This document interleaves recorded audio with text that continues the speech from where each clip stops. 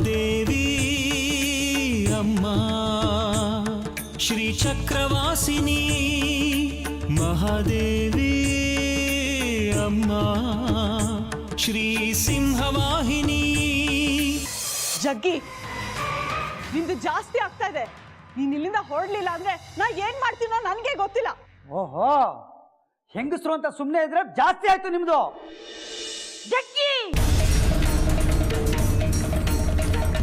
ಈ ಹುಡುಗಿ ಬಗ್ಗೆ ನಾನು ಯಾವುದೇ ಜವಾಬ್ದಾರಿನೂ ವಹಿಸ್ಕೊಳ್ಳಲ್ಲ. ನೋಡಮ್ಮ, ನಿನ್ನ ನಿರ್ಧಾರ ಸರಿಯಾಗೇ ಇದೆ. ನೀನು ನಿಮ್ಮೂರಿಗೆ ಹೋದ್ರೆ ನಿನಗೂ ನೆಮ್ಮದಿ, ನಮಗೂ ನೆಮ್ಮದಿ.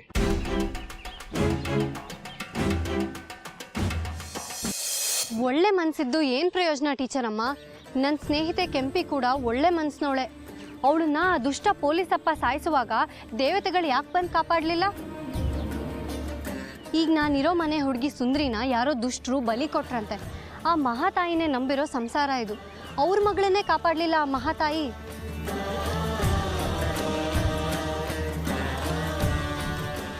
ನಮ್ಮ ಶಕ್ತಿಗಳನ್ನು ಮೀರಿದ್ದು ಕಾಲ ಅಂತ ಒಂದಿದೆ. ಕಾಲ ನಡೆದಂತೆ ನಡೆಯೋದು ಈ ಜಗತ್ತು. ಅದಕ್ಕೆ ನಾನು, ನೀನು, ಈ ಜಗತ್ತು ಎಲ್ಲವೂ ಬದ್ಧವಾಗಿದೆ. ಈ ಜಗತ್ತಿನ ನಾಟಕ ರಂಗದಲ್ಲಿ ನಾಟಕ ನಡೀಲೇಬೇಕು. ಹಾಗಾದ್ರೆ ಕೆಟ್ಟದ್ದನ್ನು ಮಾಡೋರು ಕಡೆಯವರೆಗೂ ಮೆರಿತಾನೆ ಇರ್ತಾರಲ್ಲ? ದುಷ್ಟತನದಿಂದ ಮೆರೆದವರಿಗೆ ಮುಂದೇನೂ ಶಿಕ್ಷೆ ಕಾದಿದೆ ಅಂತ ಮುಂದಿನ ಜನಾಂಗಕ್ಕೆ ತಿಳಿಸೋದಕ್ಕೆ ಈ ಥರ ನಾಟಕಗಳು ನಡೀತಾನೇ ಇರುತ್ತೆ. ಕಾಲದ ಮೇಲೆ ಮನುಕುಲಕ್ಕೆ ನಂಬಿಕೆ ಇಲ್ಲ, ಮುಖ್ಯವಾಗಿ ತಾಳ್ಮೆ ಇಲ್ಲ. ವೇಗದ ಹಂಗಿಗೆ ಬಿದ್ದಿದೆ ಮನುಕುಲ. ಎಲ್ಲದರಲ್ಲೂ ವೇಗ ಬಯಸ್ತಿದ್ದಾರೆ. ತಿನ್ನೋ ಆಹಾರ, ಬದುಕು, ಚಿಂತನೆ, ಭಾವನೆ ಆ ಕ್ಷಣಕ್ಕೆ ಆಗಬೇಕು ಅನ್ನೋ ಅಪೇಕ್ಷೆ ಈ ಮನುಕೂಲಕ್ಕೆ. ಆದರೆ ಪ್ರಕೃತಿ ಹಾಗಲ್ಲ. ಪ್ರತಿಯೊಂದಕ್ಕೂ ಸಮಯ ಇದೆ, ಕಾಯಬೇಕು. ಇವತ್ತು ಬಿತ್ತಿದ ಬೀಜ ನಾಳೆನೇ ಬೆಳೆ ಆಗಬೇಕು. ಈಗ ತಗೊಂಡ ಔಷಧಿ ಈಗಲೇ ಗುಣ ಮಾಡಬೇಕು. ಈಗ ಅನ್ಕೊಂಡಿದ್ದು ಈಗಲೇ ಆಗಬೇಕು ಅನ್ನೋ ಹಠಕ್ಕೆ ಬಿದ್ದಿದೆ ಮನುಕೂಲಕ್ಕೆ ಮಾತ್ರ ಇಂಥ ಆತುರ. ಆದರೆ ಪ್ರಕೃತಿಯಲ್ಲಿ ಎಲ್ಲವೂ ಕಾಲಾನುಕ್ರಮದಲ್ಲೇ ನಡೆಯುತ್ತೆ, ನಂಬಬೇಕು ಅಷ್ಟೆ. ಈ ಮನುಕುಲದವರು ಪ್ರತಿಯೊಂದನ್ನು ತಾವೇ ಬದಲಾಯಿಸೋದಕ್ಕೆ ಹೋಗ್ತಿದ್ದಾರೆ. ಆದರೆ ಯಾವುದು ಏಕಾಏಕಿ ಬದಲಾಗೋದಿಲ್ಲ. ನೋವಾದ ಕೂಡಲೇ ಅಮ್ಮ ಅಂತಾನೆ ಅನ್ಬೇಕು, ಬದಲಾಗ್ಲಿಲ್ಲ. ಎಲ್ಲರೂ ಕೈ ಚೆಲ್ದಾಗ ದೇವ್ರನ್ನೇ ನೆನಿಬೇಕು, ಬದಲಾಗ್ಲಿಲ್ಲ. ಹಸಿವಾದಾಗ ತಿನ್ನಬೇಕು, ಬದಲಾಗ್ಲಿಲ್ಲ.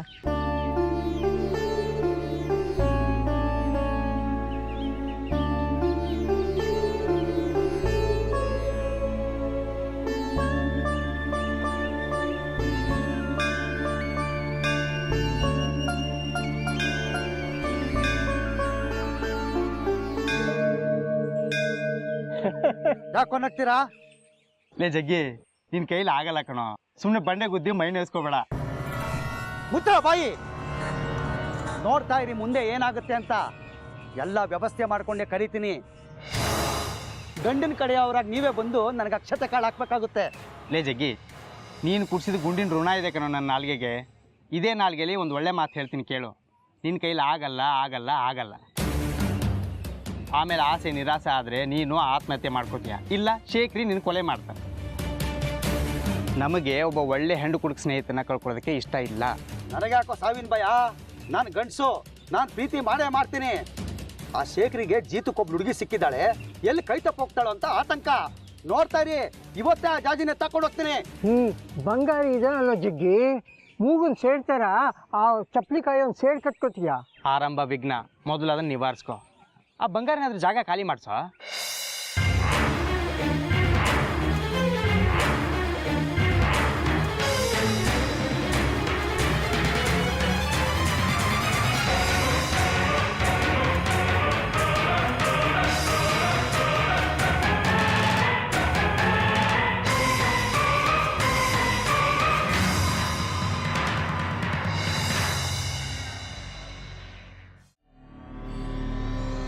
ಇದೇನ ಬಂಗಾರಿ, ಇನ್ನೂ ಇಲ್ಲ ಇದೆಯಾ?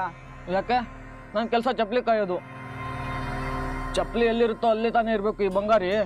ಲೇ ಬಂಗಾರಿ, ನಿನಗೆ ಚಪ್ಪಲಿ ಬಿಟ್ರೆ ಬೇರೆ ಏನು ಕಾಣಲ್ವೇನ ಜಗತ್ನಲ್ಲಿ?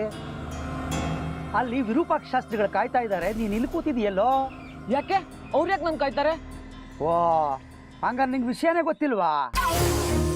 ಪಂಚಾಕ್ಷರ ಬಂದು ಹೇಳಿಲ್ವಾ ನಿನಗೆ? ಇಲ್ವಲ್ಲ, ಬೆಳಗ್ಗೆಯಿಂದ ಅವ್ರ ದರ್ಶನನೇ ಇಲ್ಲ. ಈಗ ಚಪ್ಪಲಿ ಕಾಯೋದಕ್ಕೆ ಎಷ್ಟು ತಗೋತಾ ಇದೀಯ ಹೇಳಿ ನೀನು? ₹1 ಒಂದು ಜೊತೆ ಚಪ್ಪಲಿಗೆ. ಇನ್ನು ಮೇಲೆ ಅದನ್ನು ತಗೋಬಾರ್ದಂತಪ್ಪ. ಮತ್ತೆ ನಮ್ಮ ಹೊಟ್ಟೆ ಪಾಡು? ಇನ್ನೇನು ಉತ್ಸವದ ಕಾಲ ಬಂತಲ್ಲಪ್ಪ, ಹಾಗಾಗಿ ಭಕ್ತಾದಿಗಳಿಗೆ ಉಚಿತ ಸೇವೆ. ನೀನು ಪುಗ್ಸಟ್ಟೆ ಚಪ್ಪಲಿ ನೋಡ್ಕೋಬೇಕಂತೆ. ನಾವು ಪುಕ್ಸಟ್ಟೆ ಚಪ್ಪಲಿ ನೋಡ್ಕೊಂಡು ಹೊಟ್ಟೆಗೆ ತಣ್ಣೀರ್ ಬಟ್ಟೆ ಹಾಕೋಬೇಕಾ? ಅದಕ್ಕೆ ಬದಲಾಗಿ ದೇವಸ್ಥಾನದ ಕಡೆಯಿಂದ ನಿನಗೆ ಇಂತಿಷ್ಟು ಸಂಬಳ ಅಂತ ಕೊಡ್ತಾರಂತೆ. ಅದನ್ನು ಮಾತಾಡೋದಕ್ಕೇನಪ್ಪ ಕರೆದಿರೋದು ಶಾಸ್ತ್ರಿಗಳು. ಒಳ್ಳೇದಾಯ್ತು, ಇಲ್ಲಿ ಆದಾಯ ಆದ್ರೆ ಆಯ್ತು, ಇಲ್ಲ ಅಂದ್ರೆ ಇಲ್ಲ. ಸಂಬಳ ಅಂತ ಆದ್ರೆ ತಿಂಗಳ ಇಂತಿಷ್ಟು ಅಂತ ದುಡ್ಡು ಬರುತ್ತೆ. ಹಾಗಾದ್ರೆ ಈಗಲೇ ಹೋಗ್ತೀನಿ. ಒಂದ್ ಕೆಲಸ ಮಾಡ್ತೀರಾ? ಹೇಳೋ ಬಂಗಾರಿ, ನಿನಗೋಸ್ಕರ ನಾನು ಏನು ಬೇಕಾದ್ರೂ ಮಾಡ್ತೀನಿ. ಇಲ್ಲಿ ಭಕ್ತಾದಿಗಳು ಒಂದಿಷ್ಟು ಚಪ್ಪಲಿ ಬಿಟ್ಟಿದ್ದಾರೆ, ಅವ್ರು ಬಂದ್ರೆ ಕೊಟ್ಬಿಡಿ. ನಾನು ಶಾಸ್ತ್ರಿಗಳ ಮನೆಗೆ ಹೋಗಿ ಬರ್ತೀನಿ. ದುಡ್ಡೇನು ಇಸ್ಕೋಬೇಡಿ, ಶಾಸ್ತ್ರಿಗಳೇ ಹೇಳಿದಾರಲ್ಲ ಪುಕ್ಸಟ್ಟೆ ಸೇವೆ ಅಂತ. ನಾನು ಹಿಂಗೋಗಿ ಹಂಗೆ ಬಂದ್ಬಿಡ್ತೀನಿ. ನೀನೇನು ಯೋಚನೆ ಮಾಡಬೇಡ ಬಂಗಾರಿ, ಆರಾಮಾಗಿ ಹೋಗ್ಬಾ, ನಾನೆಲ್ಲ ನೋಡ್ಕೋತೀನಿ.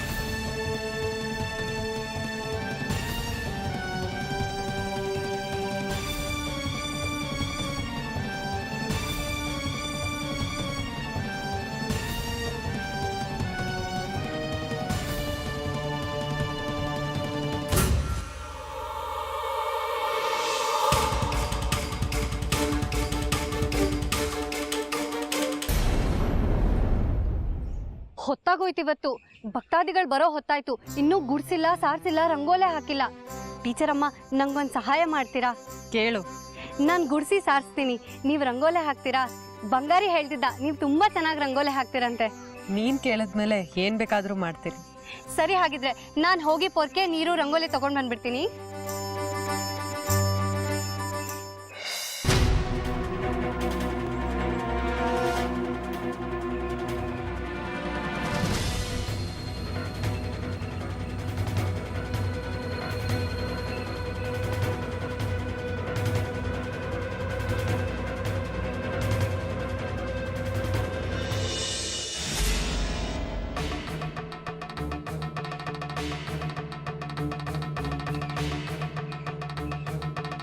ನೀವ್ಯಾಕ್ರಿ ಬಂದ್ರಿ ಇಲ್ಲಿಗೆ?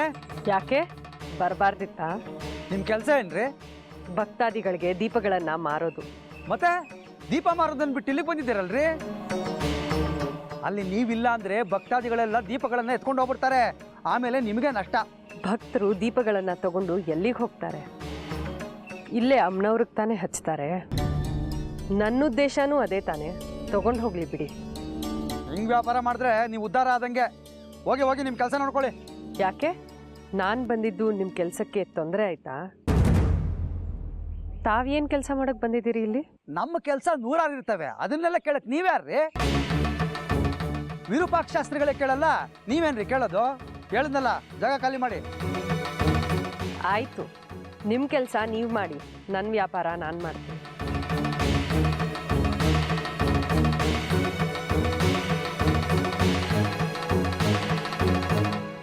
ಗಣೇಶನ ಮದುವೆಗೆ 108 ವಿಘ್ನ. ಈ ಜಾಜಿ ಮಲ್ಲಿಗೆ ಎಲ್ಲೋಯ್ತು?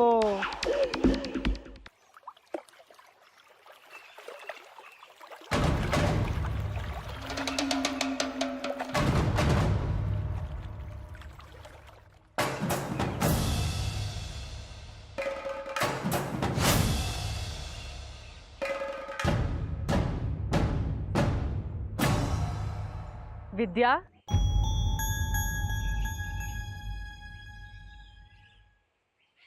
ಏನು? ನಿನ್ನ ಆಪ್ತ ಮಿತ್ರ ಜಗ್ಗಿ ನಿನ್ನನ್ನು ಹುಡುಕ್ತಾ ಇದ್ದಾನೆ. ಹೋಗಿ ನೋಡು. ಪಾಪ ಅವನಿಗೆ ಏನು ಕಷ್ಟನೋ ಏನು. ಅವ್ನ ಹೆಸರೆತ್ತಬೇಡಿ. ಅವನು ನನಗೆ ಆಪ್ತ ಮಿತ್ರನಾ, ಪರಮ ಶತ್ರು. ನನ್ನ ಚಿಕ್ಕಪ್ಪ ಅನ್ನೋ ಕಾರಣಕ್ಕೆ ಸುಮ್ಮನೆ ಇದ್ದೀನಿ. ಇಲ್ಲದೆ ಇದ್ರೆ ಇಷ್ಟೊತ್ತಿಗೆ ಅವನಿಗೊಂದು ಗತಿ ಕಾಣಿಸ್ತಾ ಇದ್ದೆ. ಅಷ್ಟಕ್ಕೂ ಅವ್ರು ಯಾಕೆ ನನ್ನ ನೆನೆಸ್ಕೋಬೇಕು? ನಾನು ಇವಾಗ ಕುಡಿಯೋದು ಬಿಟ್ಬಿಟ್ಟಿದ್ದೀನಿ. ಬಿಡಿ ಅವ್ರ ವಿಷಯನ. ನಮ್ಮ ಅಪ್ಪನೇನಾದ್ರು ನೋಡಿದ್ರಾ? ಅಡುಗೆ ಶಾಲೆಯಲ್ಲಿರ್ತಾರೆ. ಸರಿ, ನಾನು ಈ ಡಬ್ಬಿನ ಅಪ್ಪನ ಕೊಡಬೇಕು, ಕೊಟ್ಬರ್ತೀನಿ.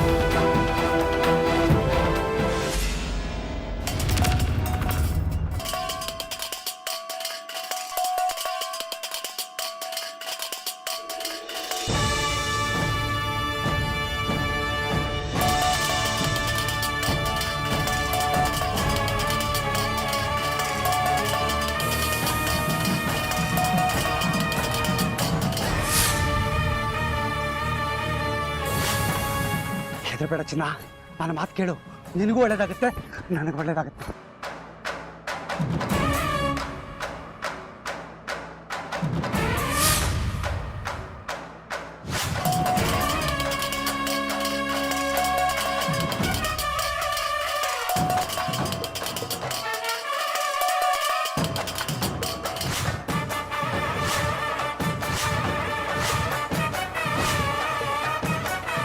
ಬಿಡಿ ನನ್ನ, ಕಾಪಾಡಿ, ಯಾರಾದ್ರೂ ಕಾಪಾಡಿ.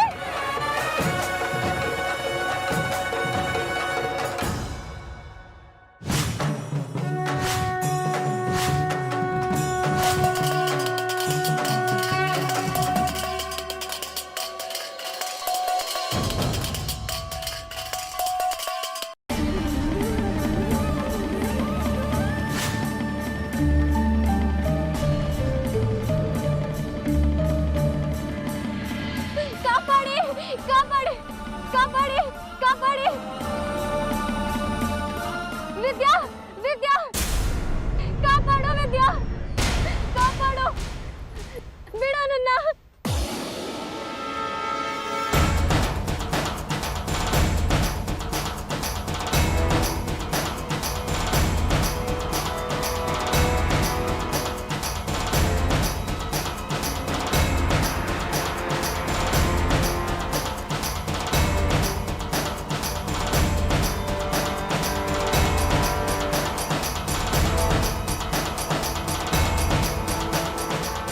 ವಿದ್ಯಾ, ವಿದ್ಯಾ, ಬಿಡು ನನ್ನ. ನೋಡಿದ್ಯಾ ಬಂಗಾರು, ನೀನ್ ಯಾರಿಗೂ ಬೇಡವಾಗಿದೆಯಾ? ಈಗ ನಿನ್ನ ಚಿನ್ನದ ತರ ನೋಡ್ಕೋತೀನಿ. ಕಿರ್ಚು ಬೇಡ, ಸುಮ್ಮರು. ವಿದ್ಯಾ, ಆ ಹುಡುಗಿಗೆ ನಿನ್ನ ಸಹಾಯ ಬೇಕಿತ್ತು. ಅದಕ್ಕೆ ನಾನೇನು ಮಾಡಲಿ? ಕಂಡ್ಕಂಡವ್ರಿಗೆಲ್ಲ ಸಹಾಯ ಮಾಡೋದಲ್ಲ ನನ್ನ ಕೆಲಸ. ನೀನು ಕಾಪಾಡ್ತೀಯ ಅಂತ ಅವಳು ನಿನ್ನ ನಂಬಿದ್ಲು. ನಾನೇನು ಅವಳನ್ನ ಕಾಪಾಡ್ತೀನಿ ಅಂತ ಮಾತು ಕೊಟ್ಟಿರಲಿಲ್ಲ. ಅವಳಿಗೆ ನನ್ನನ್ನು ನಂಬು ಅಂತಲೂ ನಾನೇನು ಹೇಳಿರಲಿಲ್ಲ. ದೇವರು ಕೂಡ ಹಾಗೆ ಅಲ್ವಾ? ಯಾವ ದೇವರು ತನ್ನನ್ನ ನಂಬು ಅಂತ ಹೇಳಲ್ಲ. ನಂಬಿದ್ರೆ ಕೈ ಬಿಡಲ್ಲ. ಮನುಷ್ಯರು ಕೂಡ ಹಾಗೆ ನಡ್ಕೋಬೇಕು. ನಮ್ದವ್ರ ಕೈ ಬಿಡಬಾರ್ದು. ಅವಳು ಯಾರು ಅಂತ ನಂಗೆ ಗೊತ್ತಿಲ್ಲ. ಆ ಜಗ್ಗಿ ಅವಳನ್ನ ಏನ್ ಬೇಕಾದ್ರೂ ಮಾಡ್ಬೋದು. ಕರುಣೆನೇ ಬರ್ತಿಲ್ವಾ ನಿನಗೆ? ಸತ್ಯ ಹೇಳ, ಆ ಹುಡುಗಿ ನಮ್ಮನೇಲಿರೋದು ನನಗಿಷ್ಟ ಇಲ್ಲ. ಅವಳನ್ನ ನಾನು ಯಾಕೆ ಕಾಪಾಡ್ಲಿ? ಆದ್ರೆ ಅವಳು ಯಾರಿಗೋ ಮಗಳು, ಯಾರಿಗೋ ತಂಗಿ, ಯಾರಿಗೋ ಅಕ್ಕ ಆಗಿರ್ಬೋದಲ್ವಾ? ಅವ್ರು ಬಂದು ಕಾಪಾಡ್ಕೋತಾರೆ ಬಿಡಿ. ನೀವ್ಯಾಕೆ ತಲೆ ಕೆಡ್ಸ್ಕೊತೀರಿ? ಸ್ವಲ್ಪ ದಿವ್ಸಗಳ ಹಿಂದೆ ನಿಮ್ಮ ಅಕ್ಕ ಸುಂದ್ರಿನೂ ಇದೇ ಸ್ಥಿತಿಯಲ್ಲಿದ್ಲೋ ಏನೋ ಅಲ್ವಾ? ನೆನಪಿಸ್ಕೋ. ಯಾರೋ ಹೀಗೆ ಎಳ್ಕೊಂಡು ಹೋಗಿರ್ಬೋದಲ್ವಾ? ಆಗ್ಲೂ ಯಾರೋ ನಿಂತರಾನೆ ಸುಮ್ಮನೆ ನೋಡ್ತಾ ನಿಂತಿದ್ರೋ ಏನೋ. ನೀನು ಈಗ ಯೋಚಿಸೋ ರೀತಿನೇ ಅವರು ಆಗ ಯೋಚಿಸಿರ್ತಾರೆ. ಸುಂದರಿನ್ ಹೆತ್ತವರೋ ಅಣ್ಣನೋ ತಮ್ಮನೋ ಬಂದು ಕಾಪಾಡಲಿ ಅಂತ. ಅದರಿಂದ ಸುಂದರಿನ ಕಾಪಾಡಿರೋದಿಲ್ಲ. ಮುಂದೇನಾಯ್ತು ಹೇಳು? ಸುಂದರಿ ಸತ್ತೇ ಹೋದ್ಲು. ಆಗ ನೋಡಿದವರು ಕಾಪಾಡಿದ್ದಿದ್ರೆ ಇವತ್ತು ನಿಮ್ಮ ಅಕ್ಕನ್ನ ನೀವು ಕಳ್ಕೊತಿರ್ಲಿಲ್ಲ, ದುಃಖ ಪಡ್ತಿರ್ಲಿಲ್ಲ ಅಲ್ವಾ? ಎಲ್ಲರೂ ಅವರವರ ಸ್ವಾರ್ಥನೇ ನೋಡ್ಕೋತಿರ್ತಾರೆ. ಇವತ್ತು ಅಷ್ಟೇ, ನೀನು ಹೋಗಿ ಜಾಜಿನ ಕಾಪಾಡಿದ್ರೆ ನಿನ್ ಥರಾನೇ ಇನ್ಯಾರೋ ಅವ್ರ ಅಕ್ಕನ್ನ, ತಂಗಿನ, ಮಗಳನ್ನ ಕಳ್ಕೊಂಡಿರೋ ಕಣ್ಣೀರನ್ನ ತಪ್ಪಿಸ್ಬೋದು. ಆ ಅವಕಾಶ ನಿನಗಿನ್ನೂ ಇದೆ, ಯೋಚನೆ ಮಾಡು.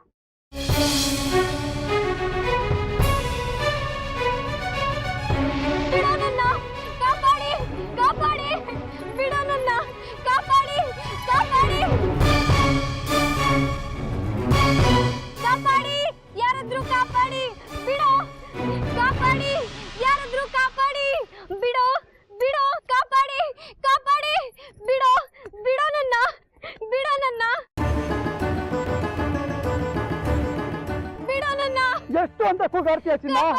ನಿನ್ ಕೂಗಾಟ ನೋಡಕ್ ಆಗ್ತಾ ಇಲ್ಲ, ಸಂತ ಆಗ್ತಾ ಇದೆ ನನಗೆ. ನನ್ನ ಮನಸ್ಸು ನೀನು ಅರ್ಥನೇ ಮಾಡ್ಕೊಳ್ಳೋದಿಲ್ವಲ್ಲ.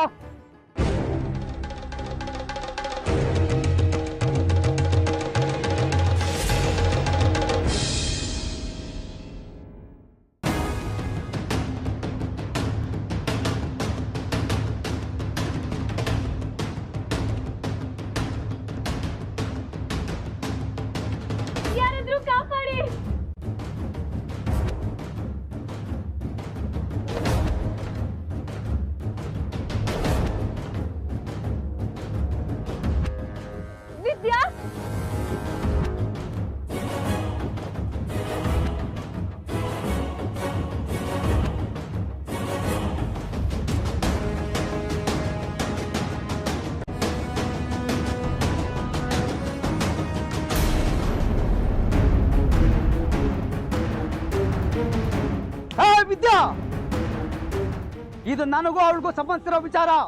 ಇದ್ರ ಮಧ್ಯೆ ನೀನ್ ತಲೆ ಹಾಕ್ಬೇಡ. ಇಷ್ಟಕ್ಕೂ ಅವಳೇ ನಿಮ್ಮನ್ನ ಹುಡುಗಿ ಅಲ್ಲ, ಅವಳು ನನ್ನ ಮದುವೆ ಆಗೋ ಹುಡುಗಿ. ಕಲ್ಸ್ಕೊಳ ಅವಳನ್ನ.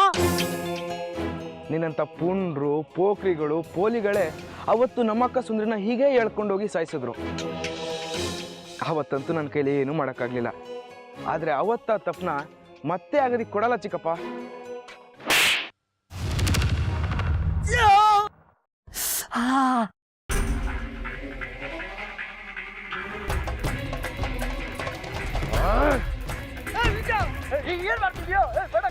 ವಿದ್ಯಾ, ಬಿಟ್ಬಿಡ ನನ್ನ. ಹೇಗಾದ್ರೂ ಬದುಕೋತ ಬಿಟ್ಬಿಡ. ಬಿಡ್ಬೇಕಾ ಬಿಡ್ತೀನಿ ನಾನು.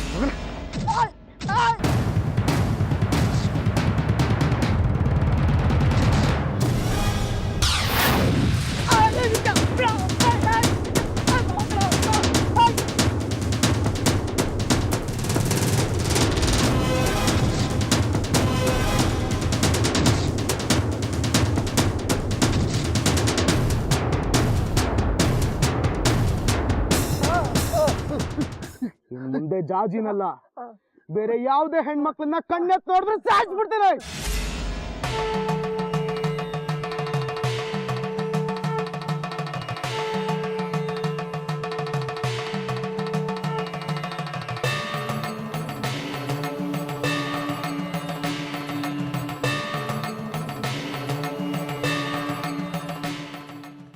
ಬರಕ್ಕ.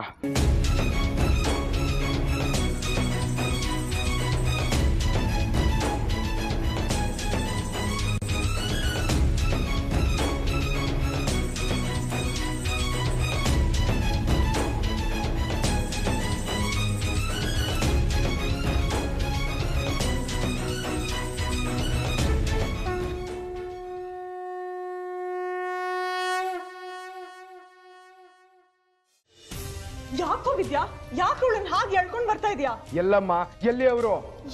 ಯಾರನ್ನ ಹುಡುಕ್ತಿದ್ಯಾ? ಇವಳು ಲಲಿತಾ ಸಹಸ್ರನಾಮ ಹೇಳ್ಕೊಡಕ್ ಬರ್ತಾರಲ್ಲ ಅವರು. ಅವ್ರು ಇಲ್ಲ ಕಣೋ, ಬೆಳಿಗ್ಗೆ ಇಬ್ರು ಜೊತೆಗೆ ಹೊರಟ್ರು. ಇವಳು ದೇವಸ್ಥಾನದಲ್ಲಿ ಬಿಟ್ಟು ಅವ್ರ ಊರಿಗೆ ಹೋಗಿರ್ಬೇಕು. ಅವ್ರು ಯಾಕೀಗ? ಏನಾಯ್ತೀಗ? ನನ್ನ ಕೈ ಕಾಲೆಲ್ಲ ನಡುಕ್ತಾ ಇದೆ. ಗಾಬರಿ ಮಾಡ್ಬೇಡ, ಏನಾಯ್ತೋ? ತಮ್ಮ ಆದವನು ಅಕ್ಕನ್ನ ಹೇಗೆ ನೋಡ್ಕೋಬೇಕು ಅನ್ನೋದನ್ನ ಹೇಳ್ಕೊಟ್ರಮ್ಮ ಅವರು. ಜಗತ್ನಲ್ಲಿ ಒಡ ಹುಟ್ಟಿದರೆ ಮಾತ್ರ ಅಣ್ಣ ತಮ್ಮ ಅಕ್ಕ ತಂಗಿ ಅಲ್ಲ, ಇರೋರೆಲ್ರೂ ಅದೇ ಥರ ನೋಡಬೇಕು ಅಂತ ಹೇಳ್ಕೊಟ್ರು. ನನ್ನ ಮನಸ್ಸಿನ ಕಣ್ಣನ್ನು ತೆರೆಸಿದ್ರಮ್ಮ. ಅಬ್ಬಾ, ನೀನು ಅವಳನ್ನ ಎಳ್ಕೊಂಡು ಬಂದಿದ್ರ ಅಬ್ಸ ನೋಡಿದ್ರೆ ನನಗೆ ಹೆದರಿಕೆ ಆಗಿತ್ತು. ಏನ್ ನಡೀತೋ? ಅವ್ರು ಹೇಳದೇ ಇದ್ರೆ ಇವತ್ತು ನಾನು ಜಾಜಿ ಅಕ್ಕನ ಕಾಪಾಡೋದಕ್ಕೆ ಆಗ್ತಾ ಇರಲಿಲ್ಲ. ಜಗ್ಗಿ ಇವತ್ತು ದೇವಸ್ಥಾನದ ಹತ್ರ ಜಾಜಿ ಅಕ್ಕನ ಹೇಳ್ಕೊಂಡು ಹೋಗ್ತಾ ಇದ್ದ. ಸರಿಯಾಗಿ ಪಾಠ ಕಲ್ಸಿ ಬಂದಿದ್ದೀನಿ. ಇನ್ನು ಮುಂದೆ ಜಾಜಿ ಅಕ್ಕನಲ್ಲ ಬೇರೆ ಯಾವ ಹೆಣ್ಮಕ್ಳನ್ನು ಕಣ್ಣೆತ್ತು ಸಹ ನೋಡಬಾರ್ದು. ಹಂಗೆ ಮಾಡಿ ಬಂದಿದ್ದೀನಿ. ನಾನು ಹೇಳಿದ್ದು ನಿನ್ನ ಮನಸ್ಸಿಗೆ ಅರ್ಥ ಆಯ್ತಲ್ಲ, ಅದಕ್ಕೆ ನನಗೆ ಖುಷಿ ಆಯಿತು. ಸದ್ಯ ಒಂದು ಅವಾಂತರ ತಪ್ಪಿತು. ಜಾಜಿಗೂ ಮನೆಯಿಂದ ಹೊರಗಡೆ ಹೋಗೋದಕ್ಕೆ ಆತಂಕ ಇತ್ತು. ಅವಳು ಮನೆಗೆ ಬರೋವರೆಗೂ ನನಗೂ ಆತಂಕ ಇರೋದು. ಜಾಜಿ, ಹೋಗ ಮಹಾತಾಯಿಗೆ ದೀಪ ಹಚ್ಚು.